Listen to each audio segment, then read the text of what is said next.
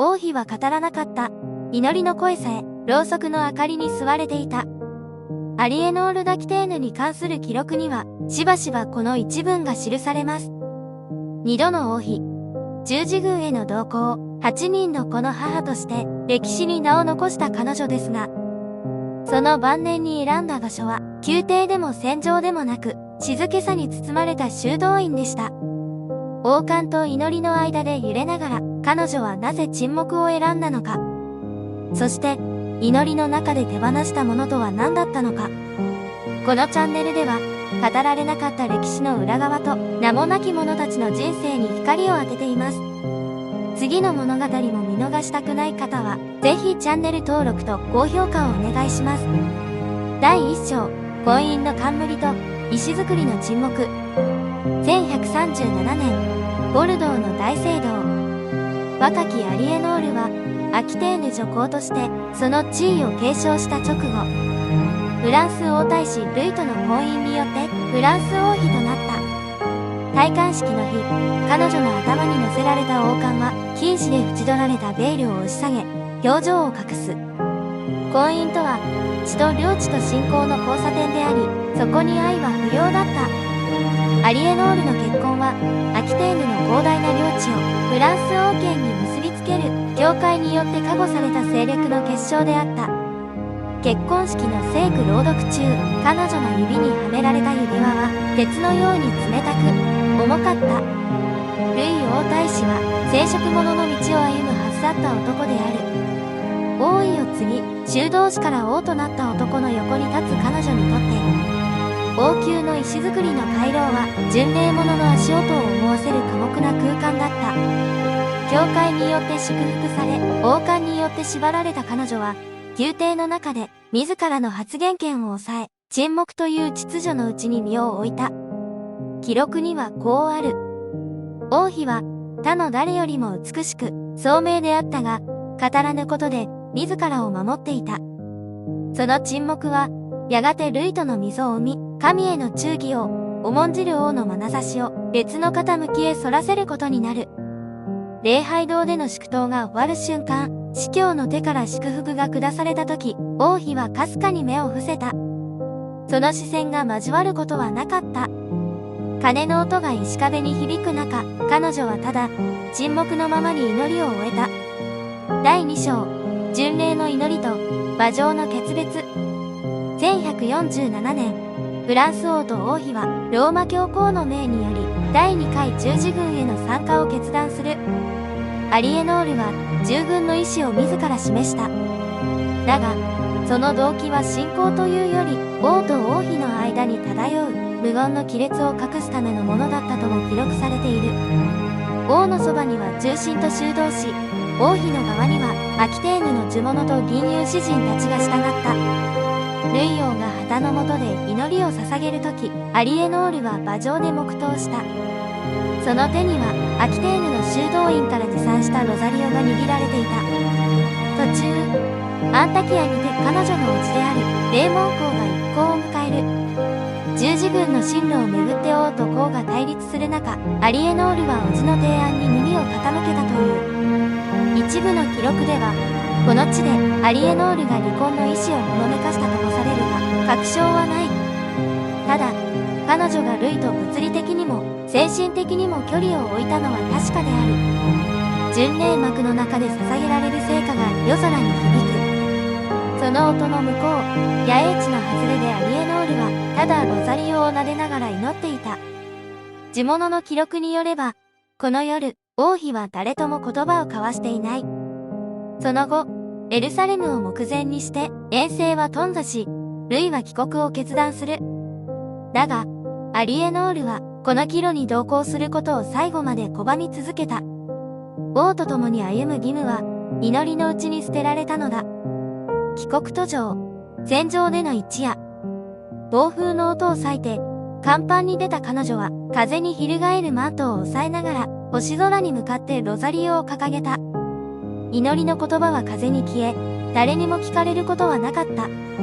この時点で、夫婦関係の修復は、教会によって試みられたが、アリエノールは一言も応じず、離婚という手段へと進む。翌年、教会法にのっとって婚姻の無効が宣言され、王妃は王冠を返還した。沈黙によって守られた祈り。だがその沈黙が王妃としての役目を終わらせ、アキテーヌ女皇としての独立を保ったのだった。帆を張った船が遠ざかる中、アリエノールは一度だけ振り返ったという。その瞳の奥にあったものを誰も言葉にしていない。ただ波音だけが彼女の祈りをさらっていった。第3章、王妃と囚われの塔。1152年、アリエノールはイングランドの若き公爵アンジュー・ハグアンリと再婚する。後のヘンリー2世である。フランス王妃からイングランド王妃へ。だが王冠の移動は自由の証ではなかった。夫ヘンリーは領土と王権の統一に執着し、王妃の発言すら権力への干渉とみなした。アリエノールがアキテーヌで独自の統治を行うたび、王は修道士を通じて密かに牽制した。石造りの書簡室で王の使い物が渡した風漏付きの文書を開くたび、彼女の眉は静かに曇った。1173年、ついに火は灯る。王に反旗を翻したのは、息子たち、ヘンリー、リチャード、ジェフリーであった。背後で糸を引いたとされたアリエノールは逮捕され、サリスベリーの塔に幽閉される。その塔の窓は小さく、礼拝堂も一つしかなかった。だが、彼女は祈った。日々、ろうそくを灯し、ロザリオを指でなぞりながら、誰にも読まれぬ祈祷書に向かって語り続けた。記録によれば、幽閉中のアリエノールは王に一通の書簡を送ったとされる。その文面は現存していない。だが、返事はなかった。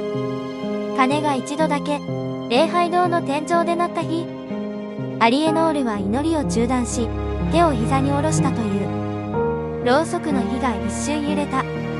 沈黙が石の壁に深く染み込んだまま、夜が訪れた。第4章、許しなき玉座、母の断絶。幽閉から12年。1189年、ヘンリー2世が崩御し、息子リチャードが王位を継ぐことで、アリエノールは解放される。だが、それは自由の回復ではなかった。母としての彼女に与えられた役割は、王国の守護者であり、王の代弁者であり、血でつながった者たちの間に立つ仲裁者だった。リチャードが第3回十字軍に出発すると、アリエノールは摂政として国家を統べることとなる。だが、王権を狙う弟ジョンとの確執が王国を引き裂く。母としての言葉は届かず、彼女は再び手紙と祈りの間に沈んでいく。ある日の王宮、大聖堂での政務において、彼女はろうそくの火を見つめ、続けた。参列者の記録には、母としての顔を捨てたような無表情の王太后の姿が描かれている。そして、1193年、リチャードが遠征先で捕虜となった方が届く。身代金の支払い、交渉、教皇への嘆願。アリエノールは一人で全てを担い、修道士たちのもとを巡り、聖堂の前にひざまずき続けた。彼女がロンドン島の礼拝堂に現れた最後の日、鐘が鳴る中で祈りを中断した。鐘の音はリチャードの救出を告げるものであった。